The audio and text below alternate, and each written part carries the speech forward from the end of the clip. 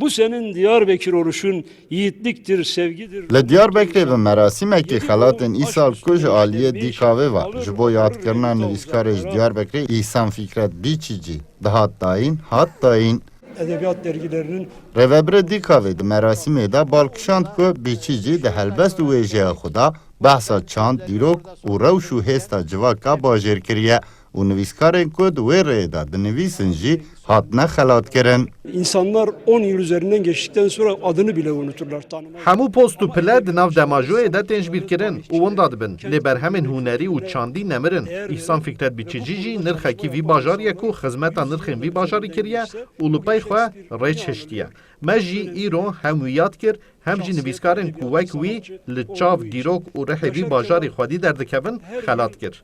Em ê çalakî û xebatên xwe yên çandî, wêjeyî û hunerî bi hevkariya sazî û nîşteciyên bajêr berdewam bikin. Ödül zengini bir arkadaşımız. Xelatên îsal ku di beşa helbestan de hatin dayîn, ji bo du helbestvanan İbrahim Tı û Alpaslan Akdağ hatin parvekirin. Bu yaralı coğrafyada o insanların neler çektiğini gözlemledim. Ez 5 sal li vî bajarî mam û min li zanîngehê endaziyarî xwand. Di wan salan de min çavdêriyan kir û min rastiyên ku li vî bajarî pirsgirêkan peyda dikin dît. Dîsa min birînên wî bajarî dît û min dît ku li vê derê jiyan çiqas zehmet e. Wan zanînan jî bi min re rêçan hiştin. Ez jî niha wan rêçên ku ji vî bajarî bi min re mane, bi zimanê aşitiyê di wêjeya xwe de dikim mijar.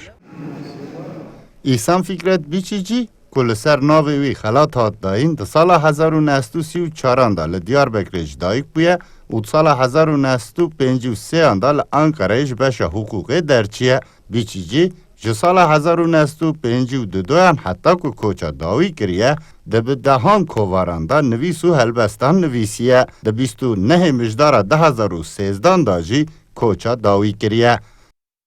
Sıdık Eren, Kürdistan 24, Diyarbakır.